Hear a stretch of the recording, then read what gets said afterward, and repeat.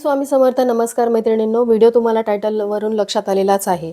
तर कर अष्टमी ते दिवाळीच्या लक्ष्मीपूजनापर्यंत आपल्याला उच्च कोटीची लक्ष्मी प्राप्तीची सेवा करायची आहे.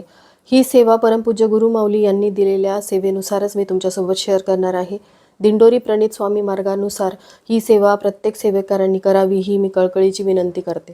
तर ही सेवा कशा प्रकारे करायची आहे, त्यासाठी तुम्हाला काय काय साहित्य लागणार आहे ही माहिती आता तुमच्यासोबत शेअर करते. हे साहित्य तुमच्याकडे नसेल तर घरच्या घरी तुम्ही काही साहित्य विकत आणून ही सेवा करू शकता.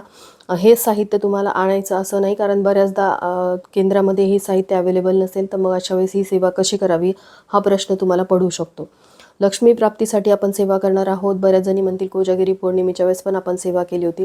तर हो, कोजागिरी पौर्णिमेपासून ते दिवाळीच्या अमावस्येपर्यंत लक्ष्मी ही पृथ्वीवरती वावरत असते आणि आपल्याला ही संधी वर्षातून एकदाच मिळते. त्यामुळे जास्तीत जास्त सेवा करून आपल्या घरामध्ये असलेली नकारात्मकता, वास्तुदोष, काही जे आपल्याला पितृदोष असतील ते नाहीसे व्हावेत आणि आपल्या घरामध्ये लक्ष्मी स्थिर व्हावी व वर्षभर आपल्या घरामध्ये धन धान्य सुख समृद्धी अखंड राहावी यासाठी आपल्याला ही सेवा करायची आहे. तर चला आता सेवेसाठी काय काय साहित्य लागणार आहे हे मी तुमच्यासोबत शेअर करते.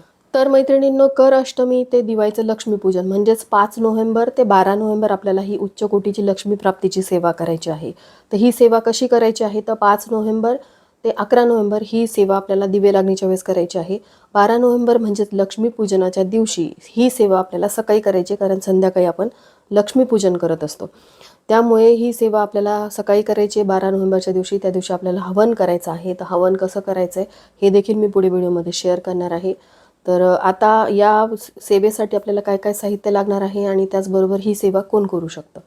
आता बऱ्याचदा तुमच्या घरामध्ये जर सुतक पडलं असेल, विटाळ असेल, म्हणजे घरात कोणी बाळंतीण झालेली असेल, तर अशा वेळेस तुम्हाला ही सेवा करता येणार नाही. पण तुम्ही लक्ष्मीचं नामस्मरण करू शकता, कारण अडचण असेल तर सेवा आपल्याला करता येणार नाही. पण ही सेवा कोण करू शकतं, तर विधवा स्त्रिया, गर्भवती स्त्रिया, सुवासिनी, त्यानंतर म्हणजे पुरुष किंवा छोटी मुलं असतील तुमच्या घरातली किंवा मुली असतील, कोणीही ही सेवा करू शकतं. फक्त स्त्रिया किंवा मुलींचा मासिक धर्म नसावा. मासिक धर्माच्या काळामध्ये ही सेवा तुम्हाला करता येणार नाही. आणि जरी तुम्ही संकल्प केलेला असला, जर एखाद्या सुवासिनी स्त्रीने संकल्प केलेला आहे की मी ही सेवा करेल, पण मध्येच तिचा मासिक धर्म आला, तर अशा वेळेस तिने ती सेवा 4 दिवसांसाठी पतीच्या हातून केली तरी चालेल. त्यानंतर 5व्या दिवसापासून ही सेवा ती स्वतः करू शकते. अशा प्रकारे ही 8 दिवसाची सेवा आपल्याला करायची आहे. वर्षातून एकदाच आपल्याला ही संधी मिळते, त्यामुळे मी कळकळीची विनंती करते की ही संधी चुकवू नका. तुमच्या घरामध्ये आर्थिक स्थैर्य आणण्यासाठी अतिशय प्रभावी सेवा आहे. तर बघा, आता या सेवेसाठी आपल्याला हा संच लागणार आहे. हा संच म्हणजे दीपावली संच हा तुम्हाला जवळच असलेल्या स्वामी समर्थ केंद्रामध्ये सहजरित्या मिळून जाईल. आणि एखाद्या वेळेस जर संच अवेलेबल नसेल तर मग ही सेवा कशी करावी. 5 नोव्हेंबरला अजून अवकाश आहे, तोपर्यंत तुम्ही हा संच आणून घ्यायचा आहे. आणि नाही मिळाला तर मग तुम्हाला काय काय साहित्य बाजारामधून आणायचं हे देखील मी पुढे व्हिडिओमध्ये शेअर करते. तर हा दिवाळी संच मी स्वामी समर्थ केंद्रातून आणलेला आहे. मागच्या वर्षी पण मी ही सेवा केली होती, मला खूप सुंदर अनुभव आलेला आहे आणि यावर्षी पण मी ही सेवा करणार आहे. तर आता हा दिवाळी संच मी माझ्या जवळच असलेल्या केंद्रातून आणलेला आहे. दिंडोरी प्रणित स्वामी समर्थ केंद्रातून आणलेला आहे. तर आता बघा, या दिवाळी संचामध्ये काय काय आहे ते आपण बघूयात. तर सगळ्यात पहिली गोष्ट जी या संचामध्ये आहे ते म्हणजे हे महाराजांचा फोटो. इथे या साईडला कुबेर यंत्र आहे, या साईडला श्रीयंत्र आहे. कारण कुबेर यंत्र आणि श्रीयंत्र हे लक्ष्मी प्राप्तीसाठी अतिशय प्रभावी मानलं जातं.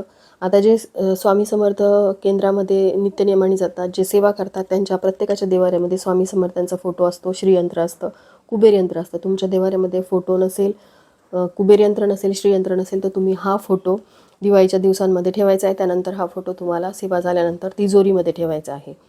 आता माझ्याकडे हा फोटो आहे, तरी देखील मी 8 दिवसांसाठी हा फोटो देवाऱ्यामध्ये ठेवणार आहे आणि यांच्यासमोरच मी ही सेवा करणार आहे. त्यानंतर या सेटमध्ये काय काय आहे आता आपण बघूया. सगळ्यात पहिली जी गोष्ट म्हणजे हे गोमूत्र.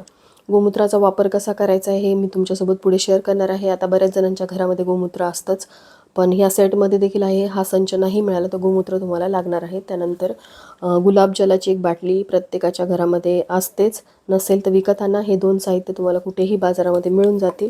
त्यासाठी तुम्हाला हा संचच विकत घ्यायची गरज नाही. आणि त्यानंतर या सेटमध्ये आहे हे उटणं सुगंधित, जे आपल्याला दिवाळीच्या काळामध्ये वापरायचं आहे. पंचगव्य दिलेला आहे अंघोळीच्या पाण्यामध्ये. दिवाळीच्या दिवसांमध्ये रोज सगळ्यांच्या अंघोळीच्या पाण्यामध्ये थोडं थोडं पंचगव्य टाकायचं आणि अंघोळ करायची. यामुळे आपल्या भोवती असलेली नकारात्मकता दूर होते. त्यानंतर यामध्ये आहे अत्तर. हे आपल्याला स्वामींच्या मूर्तीला, त्यानंतर कुलदेवीच्या टाकाला, लक्ष्मीच्या मूर्तीला हे अत्तर रोज लावायचे कर अष्टमी ते दिवाळीच्या लक्ष्मीपूजनापर्यंत. त्यानंतर यामध्ये धूप पण दिलेला आहे. पण आपल्याला जी सेवा करायची आहे त्यासाठी जे 3च महत्त्वाचं साहित्य आपल्याकडे असायला हवं. आता ते साहित्य मी तुमच्यासोबत शेअर करते. तर सगळ्यात पहिलं जी गोष्ट आहे ती या सेटमध्ये आहे ती म्हणजे ही पिवळी मोहरी. ही पिवळी मोहरी ही केंद्रातून अभिमंत्रित होऊन आलेली असते. त्यामुळे जर तुम्हाला केंद्रात हा संच मिळाला तर तिथूनच आणा. नाही मिळाली तर मग ही पिवळी मोहरी तुम्हाला बाजारात सहजरित्या मिळून जाईल. त्यानंतर दुसरी गोष्ट ही रक्षा आहे. ही यज्ञची रक्षा असते, ती ही देखील अभिमंत्रित केलेली असते.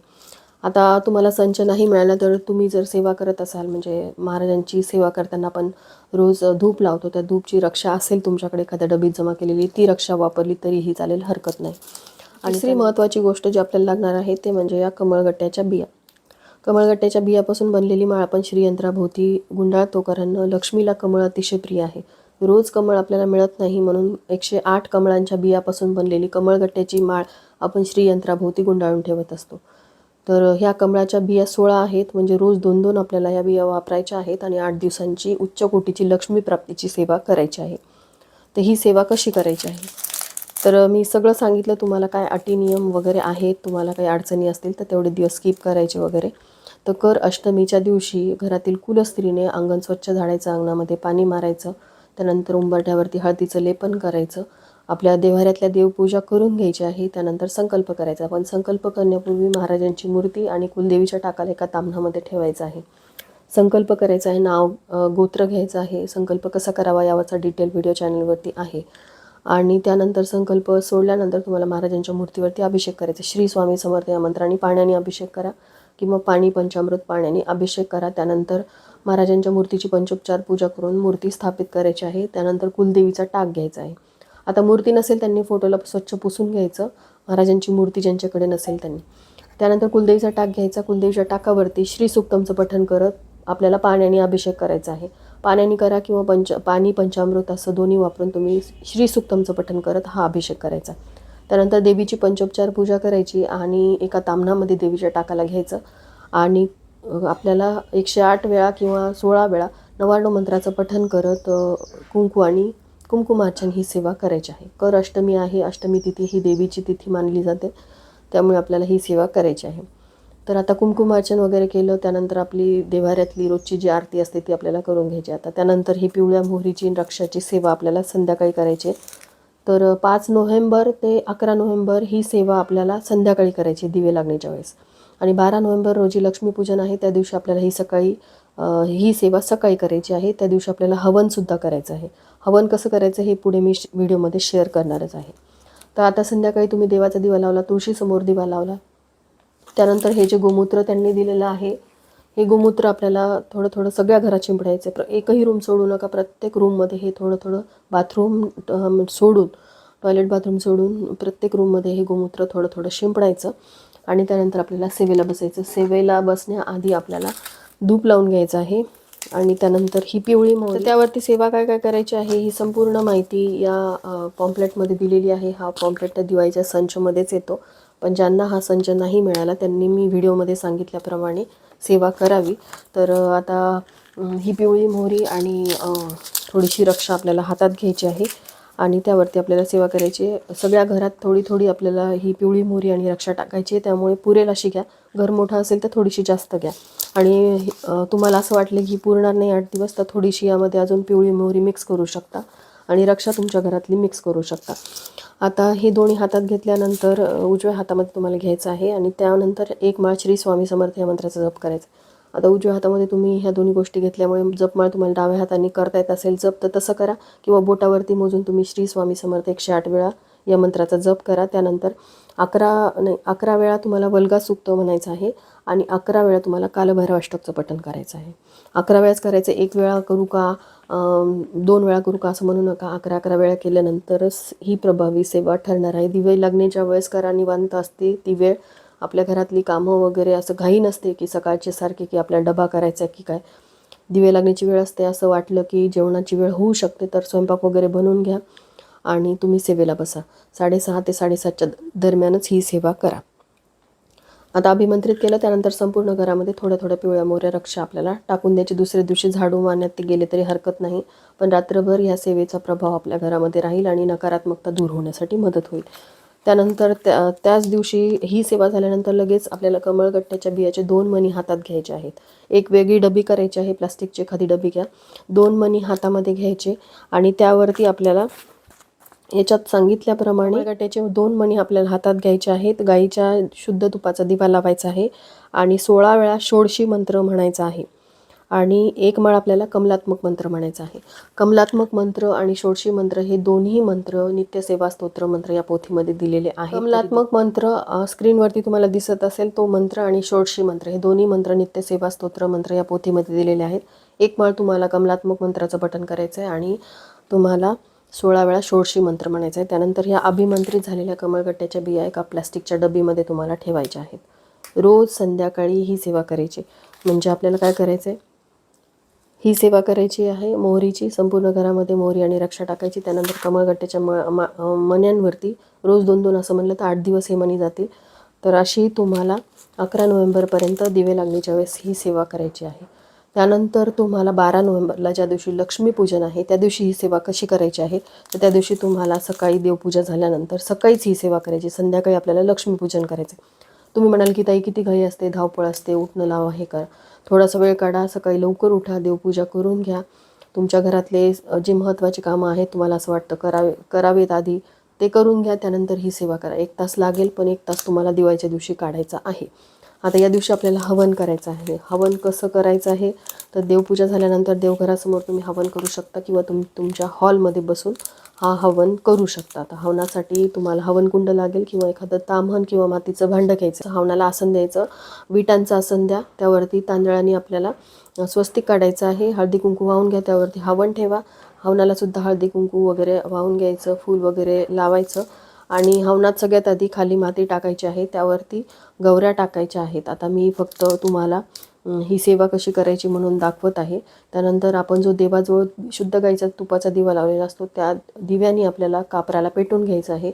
गवऱ्यांवरती शुद्ध गाईचं तूप टाकायचं आणि तो कापूर जो आहे तो त्या गवऱ्यांवरती ठेवायचा आहे. आता त्यावरती आपल्याला काय सेवा करायची आहे, तर तुपाने आपल्याला त्यावरती हवन करायचं आहे.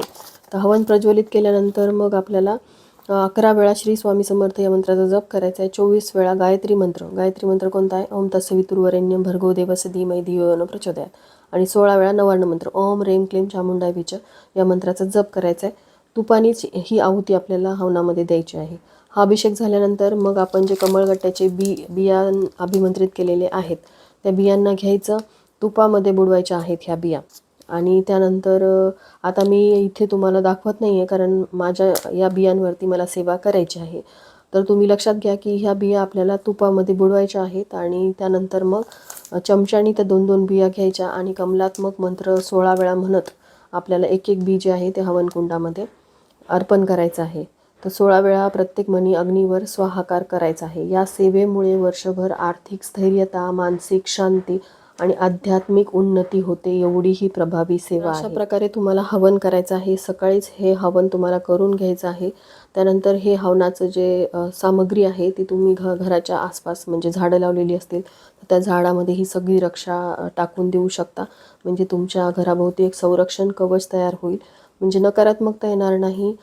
तुमच्या घरामध्ये सकारात्मकता म्हणजे लक्ष्मी येईल, ती स्थिर राहील. लक्ष्मीचं घरामध्ये असेल तर घरामध्ये सुख, शांती, समाधान असतं. घरामध्ये कधीही कशाची कमतरता भासत नाही. तर लक्ष्मी म्हणजे फक्त पैसा नसतो.